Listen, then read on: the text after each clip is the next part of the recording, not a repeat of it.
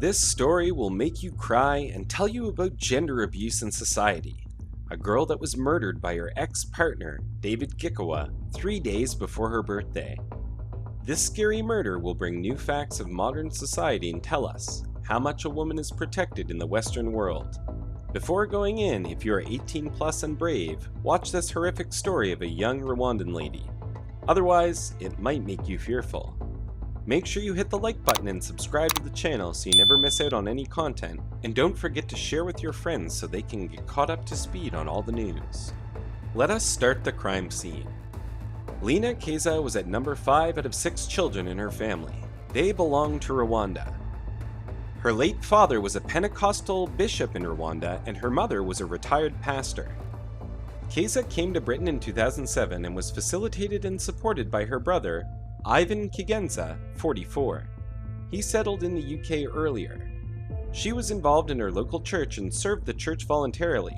She had some plans to become a dedicated social worker in the future. The sister of Linah Keza, Susan, has adopted Keza's daughter, now 7.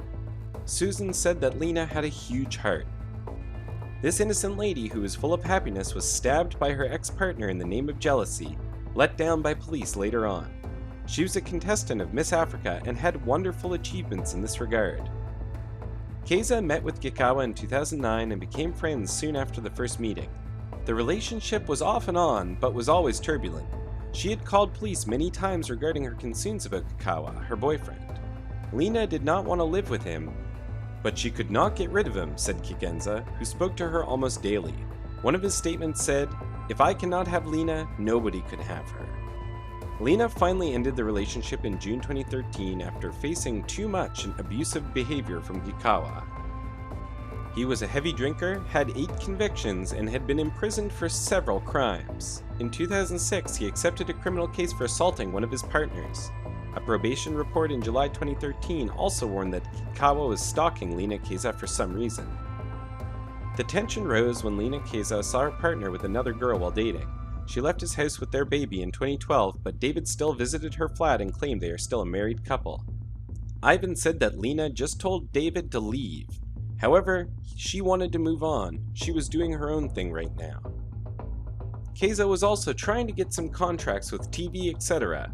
She clearly said that she did not want him anymore. She said, "He was dating another girl, but again he wanted to come back. He was threatening her in an abusive tone by saying, 'I don't want anybody near my daughter and I will kill anybody who does come near.'" On the night of July 28th and in the early hours of July 29th, Keza called the police 3 times to complain that Kikawa, ex-partner, was stalking her house with no excuse. She was inside the house with one of her friends, James.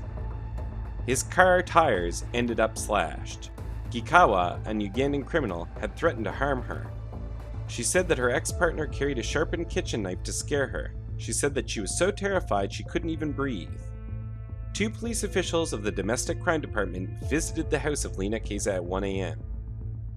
Both police officers investigated the issue with little interest. It was a big blunder that occurred due to police, Susan claimed. Both young officers, PC Brown and PC Moore, visited the house at 1 a.m. Linah also provided them with a recorded call of Kikawa that was full of threats and recorded in the Rwandan native language. The police officers showed little interest, a discriminatory reaction, Susan says. They made no official note of that recording and also paid less attention to the recorded evidence. The 2 officers also failed to interview the 2 men present, James and Eugene, and their statements could be recorded as evidence and proof. They disregarded the importance of the slashed tires and nevertheless, David's murderous threats. Kikawa totally negated the statements made by Keza. Police also warned that he could only go to Keza's house accompanied by officers. Later on, he called the police to ask for an escort to collect his belongings from her apartment. Despite this, incredibly, Rogers told Kikawa that he could attend without police and close the case. He later on lied to the investigation officer and denied that he had given permission to Kikawa. On the 31st of July 2013, Kikawa entered Keza's house and stabbed her 3 times in front of her 2-year-old daughter. Many of the risk factors for domestic homicide as set out in the dash form had been present up to 2 days earlier. They also included that Keza ended the relationship, incidents escalated, and Kikawa could not face the jealous and uncontrolled behavior of Keza. That sowed the seed of hatred in Kikawa's heart. He attempted to murder the girl just 3 days before her birthday. At 4 a.m., one of her neighbors was screaming from Miss Keza's flat and she was calling for help. He looked through the glass window at David Gikawa, her ex-partner, with his arm around Keza's neck. When he opened the door, the Linah Keza was laid on the ground in a pool of blood. The post-mortem report of Keza's claimed that she got many stab wounds on her chest and that is the real cause of her terrible murder. A knife with a broken end was also seen at the crime scene. Detective Inspector Ken Hughes also stated that David Gikawa launched a planned murder attempt on Keza in front of his little angel, 2-year-old baby girl, and in a confrontation with a neighbor, Gikawa showed no remorse for the crime.